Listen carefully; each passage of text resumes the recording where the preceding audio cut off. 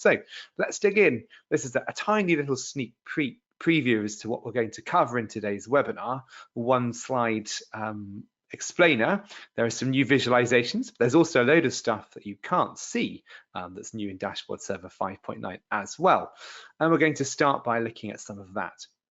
So the first feature, which is not really a feature, but more support for something, is support within Dashboard Server for SCOM Managed Instance.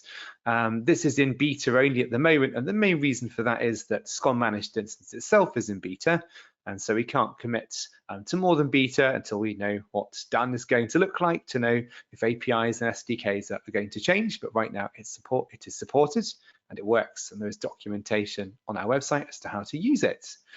So a really important leap forward. We're evolving as SCOM is evolving as well.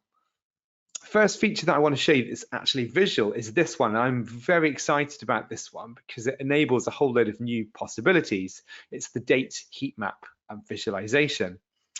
Essentially, it lets you see a kind of calendar view with dates down the left-hand side and times across the top for alerts. It's also possible for SQL, PowerShell, and Web API, so you can hook it up to custom sources as well, which is really awesome.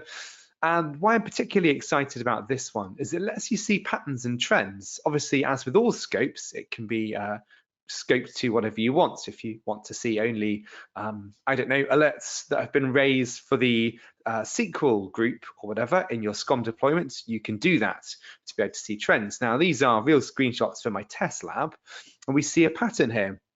At 4 in the morning, we see more heat, more alerts being resolved. And why is that? And more alerts being raised at 8 p.m. The reason for that is my lab is power managed. So this is when the VMs are automatically started up and shut down and things. So you get these patterns emerging. And I didn't even realize this was a thing myself until I used the date heat map. It should be really awesome to get to kind of root cause for things. I'll obviously give you a demo of it in a minute.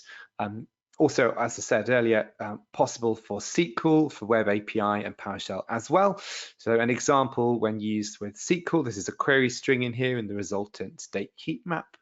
Very, very cool feature. Very, very excited to show this one off. Then we have, moving on, personal dashboards. So historically, you had to have the author permission over a team folder to have the permissions over to modify dashboards within that team folder. And that works for most people.